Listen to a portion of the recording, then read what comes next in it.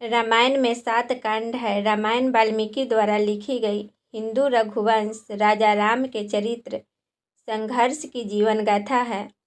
श्री राम की इस गाथा को वाल्मीकि रामायण तथा वाल्मीकि को आदि कवि कहा जाता है, जिस कारण वाल्मीकि रामायण को आदि रामायण और आदिकाव्य के नाम से जाना जाता है, जिसमें 7 कांड यानी अध्याय और 24,000 श्लोक हैं। संभव रूप से रामायण का पहला और अंतिम कांड रामायण में बाद में जोड़ा गया है, क्योंकि इसे 2 से लेकर 6वें कांड तक इसमें सिर्फ इस बात पर ध्यान दिया गया है कि राम विष्णु के अवतार थे। कुछ मान्यताओं के अनुसार ये मन जाता है कि इसके रचयिता महर्षि वाल्मीकि ने इसे 600 ईसा पूर्व में लिखा था, जिसके पीछे का कारण महाभारत से जुड़ा है। महाभारत जो इसके बाद आया, जिसमें जैन, शैव, पाशुपत और अन्य धार्मिक परंपराओं का वर्णन है। इसके अनुसार रामायण गौतम बुद्ध के काल से पूर्व का होना चाहिए, जो कि इसलिए भी सही माना जाता है क्योंकि बौद्ध जातक में रामायण के पात्रों का वर्णन किया गया है, जबकि रामायण में जातकों का कोई वर्णन नहीं है, जिससे यह अंदेशा लगाया जा सकता है कि रामायण बौद्ध धर्म से पूर्व का रामायण के 7 कांड है। नंबर 1 बालकांड, 2 अयोध्या कांड, 3 अरण्य कांड, 4 किष्किंधा कांड, 5 सुंदरकांड, 6 लंका कांड और 7 उत्तरकांड। नंबर 1 बालकांड। बालकांड जो कि रामायण का सबसे बड़ा कांड है। इसमें राम के बालपन से जुड़ी गाथाओं से लेकर राम, लक्ष्मण, भरत और शत्रुघ्न के विवाह तक का वर्णन किया गया है। यह कहानी शुरू होती है अयोध्या नगरी से। अयोध्या के राजा दशरथ, जिनकी 3 पत्नियां थीं, कौशल्या, कैकेयी और सुमित्रा, जिनसे उन्हें 4 पुत्र थे, राम, लक्ष्मण, भरत और शत्रुघ्न। बालकांड के इस अध्याय में राजा के पुत्र राम और लक्ष्मण ऋषि विश्वामित्र के साथ उनके आश्रम चले जाते हैं। राक्षसों से ऋषि विश्वामित्र की रक्षा हेतु ऐसी दौरान वे कई राक्षसों का वध भी करते हैं और साथ ही अहिल्या को उसके श्राप से मुक्त करते हैं। उसके बाद सीता स्वयंवर के दौरान राम शिव धनुष को उठाकर उनका विवाह सीता से हो जाता है। साथ ही लक्ष्मण का विवाह उर्मिला, भरत का मांडवी और शत्रुघ्न का श्रुतिकीर्ति से। इसके आगे की कथा का वर्णन अयोध्या कांड में किया गया है। नंबर 2 अयोध्या कांड। अयोध्या कांड में राम के विवाह के जीवन कृत्य से लेकर किस तरह राम को अयोध्या छोड़कर जाना पड़ा, इस विषय का वर्णन किया गया है।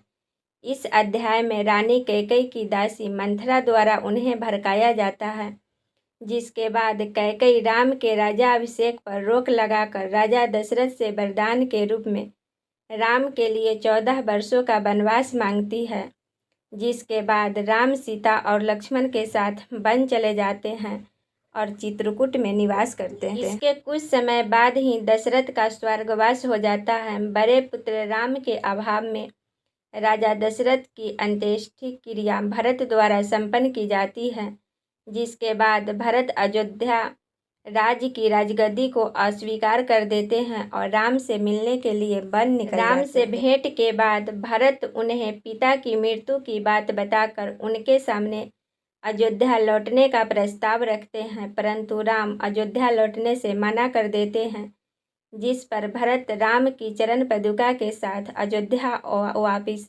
लौट जाते हैं और उन्हें अयोध्या के राज सिंहासन पर विराजित कर देते हैं। अरण्य कांड। अरण्य कांड में मुख्यतः रावण द्वारा सीता को हरने और सीता की खोज में राम के निकलने से जुड़ी कथाओं का वर्णन किया गया है। अरण्य अध्याय में राम चित्रकूट से पलायन कर अत्रि ऋषि के आश्रम, उसके बाद सर्वभंग मुनि, सुतीक्ष्ण आदि ऋषियों से भेंट करते हुए दंडक वन पहुँचे, जहाँ उनकी भेंट जटायु से हुई। इसके बाद उन्होंने पंचवटी को अपना निवास स्थान बनाया, जिसके बाद लक्ष्मण द्वारा शूर्पणखा के नाक काटने की घटना घटित हुई।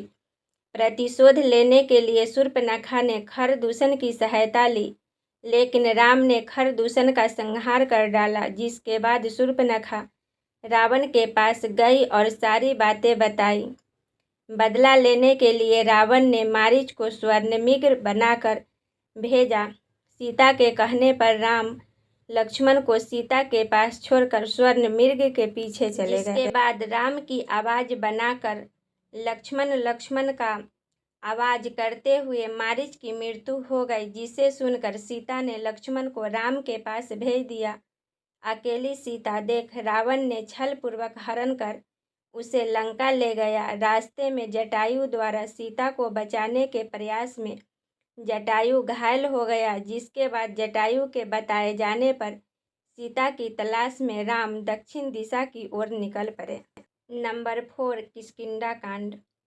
किष्किंधा कांड में हनुमान और राम का मिलन, बाली के वध और हनुमान द्वारा लंका की ओर प्रस्थान करने के कृत्य का वर्णन किया गया है। इस अध्याय में सीता की खोज में निकले राम और लक्ष्मण की भेंट हनुमान से होती है, जिसके बाद हनुमान जी उसकी मित्रता सुग्रीव से करवाते हैं और राम बाली से सुग्रीव के युद्ध में सुग्रीव की मदद कर उन्हें किष्किंधा राज का राजा तथा बाली के पुत्र अंगद को युवराज का पद दे देते हैं। जिसके बाद सुग्रीव वचन अनुसार वानरों की एक सेना को सीता की खोज में भेजते हैं, जिसके दौरान वे सीता की खोज में समुद्र तट पर पहुंच गए, जहां पर उनकी भेंट संपाति से हुई, जिसने वानरों को बताया कि रावण ने सीता को लंका अशोक वाटिका में रखा है। नंबर 5, सुंदरकांड। सुंदरकांड में हनुमान लंका में सीता माता से भेंट करके वापस लौटने और नल और नील द्वारा लंका तक पुल बनाने का उपाय बताने का वर्णन किया गया है। सुंदरकांड के इस अध्याय में जामवंत के कहने पर हनुमान लंका की ओर प्रस्थान करते हैं। रास्ते में कई कठिनाइयों को पार करके वे अशोक वाटिका पहुंचते हैं। अशोक वाटिका में विध्वंस मचाकर रावण के पुत्र अक्षय कुमार का वध कर लंका का दहन करके वे सीता के चूड़ामणि के साथ वापस लौटते हैं।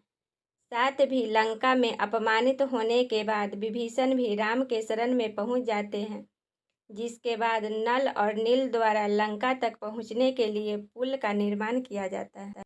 नंबर 6, लंका कांड। लंका कांड में राम और राम के सेना का पुल द्वारा लंका पहुंचकर रावण के वध के बाद अयोध्या प्रस्थान करने का वर्णन किया गया है। यह रामायण का अंतिम अध्याय है, जिसमें लंका तक पुल के निर्माण के बाद राम की सेना लंका पहुंचती है और दोनों पक्षों के बीच युद्ध आरंभ हो जाता है, जिसके दौरान मेघनाद के शक्तिवान के वार से लक्ष्मण मूर्छित हो जाते हैं और हनुमान जी संजीवनी लाने के लिए निकलते हैं। औषधि लेकर आने के बाद सुसेन के उपचार से लक्ष्मण स्वस्थ हो जाते हैं और युद्ध में कुंभकर्ण, मेघनाद और भी कई योद्धाओं के मृत्यु के बाद अंत में रावण राम के हाथों मारा जाता है, जिसके बाद विभीषण को लंका सौंपकर अयोध्या के लिए प्रस्थान करते हैं। नंबर 7, उत्तरकांड। उत्तरकांड में राम कथा का एक उपसंहार है, जिसमें राम के अयोध्या लौटने के बाद सभी कार्यों का वर्णन किया गया है, जो कि वास्तविक रामायण का हिस्सा नहीं है, जो कि वाल्मीकि द्वारा लिखी गई थी।